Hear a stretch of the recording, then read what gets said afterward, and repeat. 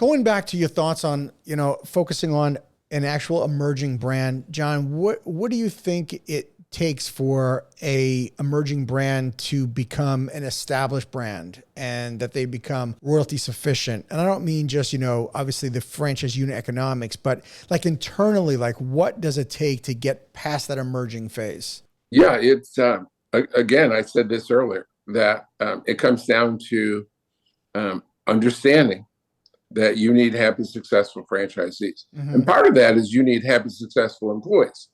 If you have happy, successful employees and happy, successful franchisees, you can't fail. So they have to have an understanding of that concept. I think the number one reason that I've been so successful, besides being blessed, of course, is that I always want what's best for the other person.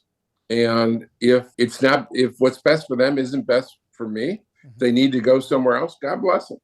Life's too short. You go be all you can be. Go find somewhere else to be extraordinary.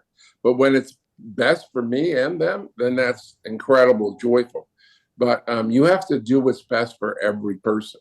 And as long as you do that, you're not, and I preach to my sales staff, this isn't about selling anyone anything. Your job isn't to sell someone that they should do this. Your job is to find the right person. It's the right person, the right time, the right industry, and that's your job. If you find that person, it's the right time in their life, this is the right industry, they're meant to be self-employed, then I'll talk them into coming in and joining us. I'll figure out a strategy to get them in. Your job isn't to sell anyone anything, because if you sell the wrong people, then they're just going to fail, and it's going to take down your whole. It's toxic to your whole organization. Wow. John, it sounds like you have so much fire in your belly still about franchising 55 years in. What drives you today? You've had all the success. What keeps you so motivated? When I was a teenager, believe it or not, I was cocky. And even though I grew up poor, I knew I was going to be rich. I didn't know how I was going to be rich. I wish I would have been rich by being a New York Yankee baseball player, but I knew I was going to be rich, and I thought I'd just make a few million and retire. I'm a kid, right? I'll just make a few $1 million and retire and have a greatest life. And then I realized that no. The journey is the joy. The treasure at the end of the rainbow, when I sold 2 companies that were worth $500 million, and one became $1 billion company. These are 15 years and 12-year journeys, right? Mm-hmm. These are not if you wait to have your joy when you get that treasure, once in a lifetime treasure, that's crazy. The journey is the joy. And so, so I've enjoyed the journey, and the biggest accomplishment in my life is I've changed tens of thousands of people's lives. I've created over 1,000 millionaires and 5,000 people that were worth hundreds of thousands of dollars. And I've changed people and made people happy and introduced people, and they got married and had children and so forth. I feel like I've had a great impact on the world and made it a better place. You have. John, that's interesting. That's awesome. You and I have in common, my dream was also to be playing for the New York Yankees, but oh, really? Yeah, that dream wasn't going to come true. Hopefully you had a better chance than I did. I don't know about that. You said something, I wrote it down, I thought was interesting. You said, the journey is the joy. In any of your past businesses, did the journey end because the joy ended? Well, no. As I said in the last one, when I left Liberty Tax, it ended in a civil war. So there was a year of civil war where we had a fight. It's interesting when you build a company and everyone's on board. You go to board meetings and it's unanimous. You're a public company. Unfortunately, both of my companies were public. Oh, okay. So I'm not going to make that mistake again. So a public battle is much more eviscerating and bloody. They used the public to make me look bad. So it was not joyful at the end, but I didn't leave because of the battle. It was just, I wasn't going to win the battle and be able to save the company. So I said, okay, well, you take it. And subsequently, they took the company bankrupt. So private equity ruined the company.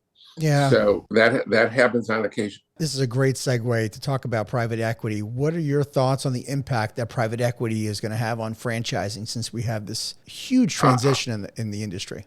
I'm not a big fan for this reason. I've done it in both of the first two times. I took at Liberty. We invested 129,000 in August of '82, and 15 years later, it was $483 million. So along the way, we took some private equity of about $3 million, which became worth they held it for 4 years and it became worth about $50 million. So the $3 million went to 50. What happens, Frank, is that they have about a 5-year window. So when they invest, you're both thinking long term. And then after the second year, they have a 4-year window, and I still have a 10-year window. And then the third year, they're down to a 3-year window, and I still have a 10-year window. Then they're down to a 1-year. We diverge on interest after a while because they want to be in and out typically on about 5 years. Now, some of them will tell you they hold it lifetime. They want it, they'll keep it 10 years. Some will say 3. But what I found is that my investors, who were venture capital funds and private equity, had a shorter time window. And it's not always best for the company to focus on the next quarter or the next year. And at the end, and that was what the civil war came down to when we were a public company at Liberty, is they wanted to have a great year. So lay off people, screw franchisees, cut everything. We'll cut down to the bone, have one good year, and then sell it, and then they'll be fine. But meantime, I'm the CEO, and I love my franchisees like children, and my employees like children. So they have different time frames. It's tough to align that. Clearly, if we both think that our timeline is long term, and we quickly discover that long term to you and I may be quite different than long term to private equity, there's going to be a problem. Exactly. Yeah. And yeah, you're not the first person that I've heard from that has shared their thoughts that some of the decisions, and this is really great for an emerging founder that's listening to this, to realize that, look, there could be great reasons why you align with private equity, but other times is that you may be running it differently, in that you may be living on a more quarter to quarter basis on your decision making versus what you and I were familiar with, is that we look on, we budget for the year, we have forecasts, and we're not necessarily cutting out a whole bunch of people or cutting absolutely critical aspects of our business because we missed our forecast. Business still goes on. We don't live based on the latest numbers. It's a different way of existing.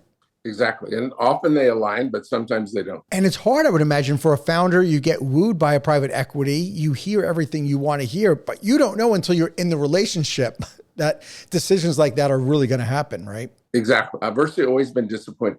Yeah. So anyway, I think this is a great caution to founders, not saying don't get involved in working with a private equity firm, but there are other opportunities to become part of a portfolio brand. And I think, what you're doing obviously with loyalty is definitely different. You're bringing meaningful value back to your founders with providing centralized services based on your experience. And in some private equity cases, that's why I think it's really important for founders to do their due diligence to making sure that if they're going to have centralized services, that there are folks with franchise experience, not just people that are saying, hey, I'm going to throw money at you and, that's it. Don't you find it to be a big difference across the private equity firms that are involved with emerging brands, is that the real value of what they're providing, it can differ greatly? I think that's true in any industry. Yeah.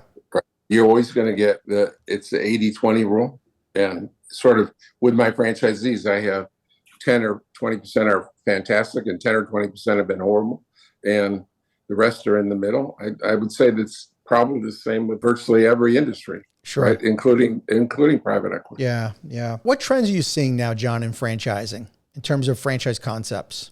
Well, I think that there's too many. Most fail. If you look at the members of the International Franchise Association, there's 4,000 franchisors, and to be in the top 50%, all you need is 20 locations. That's horrible failure. So I think that there's too many concepts. But one trend I can say over the last 10 or 15 years, I'm seeing a lot more parents, well-to-do parents, acquiring franchisees for their children. So especially their children that are either college age or just out of college. So I think that's changed over the last 10 or 15 years. When I started franchising back in the 60s or 70s, the average franchise was about 50. And then it went down to about 45. And then it went down to about 40. And now it's coming a little bit. The average franchisee is even younger, but it's because they have parents who have been well-to-do and made a living and are seeing that college isn't for everyone and having a job isn't for everyone. So I think that the move to self-employment is trendy. I had limited success personally with parents that bought or grandparents that bought franchises for their kid or their grandkid. I would say it was probably, I'd say less than 50-50 for sure that it worked out really well. How about yourself? I think that it's because we're so intent on getting people to follow the system. Mm-hmm. And because we're so nurturing and requiring people, young are better at going and immersing themselves. So if I find that someone wants to bring in a kid that I don't think is going to do it, I require them to go and work with one of my top franchisees for a month or 2 months or 3 months. I don't just let any Joe Schmo come in and do it. Mm-hmm. So I don't think because of that, and they're much more able to do that. I've even had over the years, I had a couple that stayed with my house. And I had a beach house with 8-bedroom beach house that I lived in by myself. And occasionally I would have an intern come in and stay with me. We required them to go learn from existing franchisees. Mm-hmm. And that proof was in the pudding. If they wouldn't do it, they couldn't get a franchise. And if they fell out in the process saying, oh no, this isn't for me, then that was a good thing. Mm-hmm. So we're more careful in that case. And as you can imagine, a 20-year-old or a 23-year-old can go do a 3-month sabbatical more than a 40 or 50-year-old because they don't have any high income requirements and their parents are footing the bill anyway. So we gave them a little bit more attention. And I think our success rate was very comparable to other situations. Thank you for tuning into the Emerging Franchise Brands podcast. For additional insights, guest applications, and to stay connected, visit us at efbpodcast.com.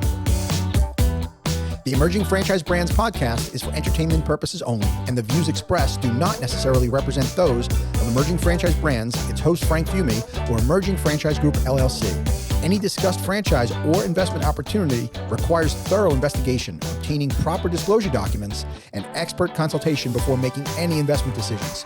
The podcast and its host do not offer professional advice or endorsements, and they hold no responsibility for actions, representations, accuracy, or consequential damages related to the podcast content.